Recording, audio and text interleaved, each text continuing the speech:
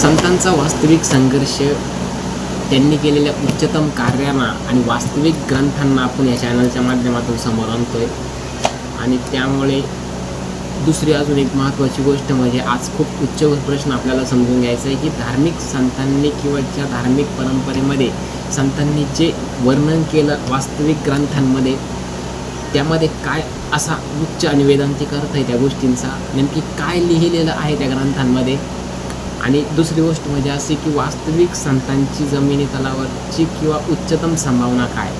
प्रत्येक जीव हा किंवा प्रत्येक व्यक्ती जेव्हा जन्माला येतो तेव्हा आपण सगळे, जो व्यक्ती बोध जागृत झालेला तो प्रत्येकजण जीवच आहे, कारण की तो देहाचा स्वतःचे कर्म समजतो किंवा देह मन बुद्धी या सगळ्यांना एक समजून आत्मा हे जेव्हा एक होतं आणि तेव्हा जो मी आपण बोलतो त्या जीवाच्या प्रतिमेला किंवा त्या स्थितीला आपण जीव बोलतो, कारण की तो जीव आहे तो आश्रित आहे अज्ञानतेवर, जे नाही आहे त्याच्यावरती. कारण की आपण झोपलेलो आहोत, आपल्या दुसरी स्थिती आहे, अशा अनेक वेगवेगळ्या स्थिती प्रत्येकाचा हा जीव म्हणजे पुन्हा सांगतोय मन बुद्धी चित्त अहंकार आणि आत्मा या सगळ्यांना जेव्हा आपण एक समजतो आणि कार्य करतो, मग आपण म्हणतो माझं शरीर माझं मन माझं बुद्धी, ज्याला मीपणाचा भाव जोडतो यात जेव्हा जगतो त्याला बोललं जातं मी किंवा जीव. त्या जीवाचीच उच्चतम संभावना आहे शिव होणं. तर शिव होणं म्हणजे काय, आपण जीवाला बोलू शकतो अशुद्ध चेतना. अशुद्ध चेतना म्हणजे काय, अशुद्ध चेतना म्हणजे एक अज्ञानावर आधारित असलेली आपली हस्ती, त्याला बोलतात अशुद्ध चेतना. आणि ती शुद्ध चेतना जेव्हा आपल्या त्याच्या वास्तविक स्वरूपात त्याच्या स्वभावात जो पाहणार आहे, ज्याला कोणीच पाहत नाही, त्याच्यात जेव्हा वास्तविकपणे स्थित होते, जेव्हा तो साक्षी होतो सगळ्या गोष्टींचा, त्या स्थितीला बोललं जातं शिव. म्हणजे जीवसुद्धा आपल्यातच आहे आणि शिवसुद्धा आपलीच एक उच्चतम संभावना आहे, आपलीच म्हणजे प्रत्येक व्यक्तीची जो जीव आहे त्याची उच्चतम संभावना शिव. आणि हेच मानव जीवनाचा उच्चतम लक्ष्य आहे. मग जेव्हा एक व्यक्ती ह्या पद्धतीने धार्मिक ग्रंथांना समजून घेतो आणि त्यातून तो बाहेर निघतो, असे अनेक उदाहरण आहे आपल्या जीवनामध्ये. ओशो किंवा बुद्ध असे सगळे, याचे सुरुवातीला आपल्या ज्या तत्वात हे सगळे जीव होते आणि त्यांनी स्वतःवरती काम केलं, स्वतःच्या वास्तविक स्वरूपाला समजून घेतलं, तो झाला शिव. म्हणजे त्याला आपण शिव बोलू शकतो, साक्षी बोलू शकतो, राम बोलू शकतो किंवा स्वभाव बोलू शकतो. अनेक शब्द आहे पण शब्द एक केंद्रस्थानी आहे.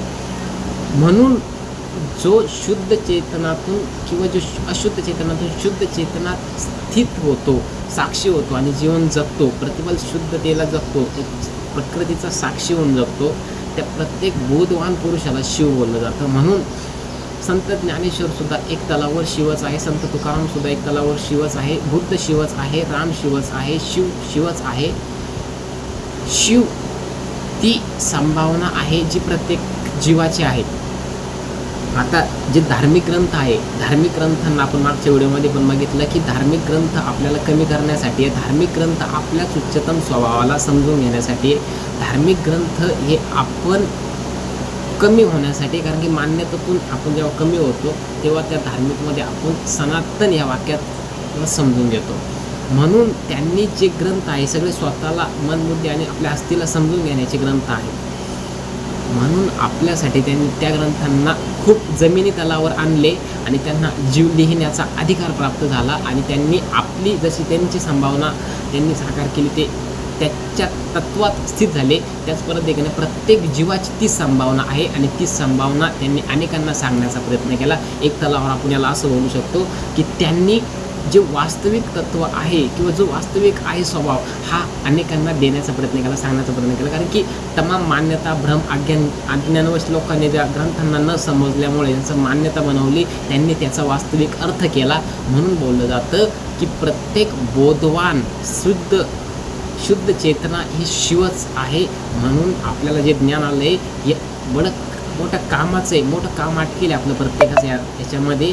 आपल्याला सर्वांना एक ग्रंथ समजून घ्यायचे आणि आपलीच उच्चतम संभावना आपल्याला साकार करायची. आणि ठीक आहे, त्यागून सोगून नाही, आपल्याला वास्तविक पद्धतीने समजून हे मन कसं काम करते, शरीर कसं काम करते, तन कसं काम करतं, या मान्यता काही मी मानतो काय, यात जेव्हा आपण समजतो, आपल्या हस्तीकडे दृष्टामध्ये बघतो, तेव्हा आपल्याला सुद्धा या गोष्टी समजून येतात. आणि ह्याच वास्तविक गोष्टींना जमिनी तलावर आपल्यासाठी त्यांनी आणण्याचा अधिकार केला आहे. त्या संपूर्ण संतांना आपण ह्या माध्यमातून समजून घेतले. व्हिडिओ कसा वाटला कमेंटमध्ये नक्की सांगायचे. खूप विषय याच्यात कव्हर झालेले. भेटूया कोणत्या अशाच नवीन व्हिडिओमध्ये. तोपर्यंत रामकृष्ण हरी.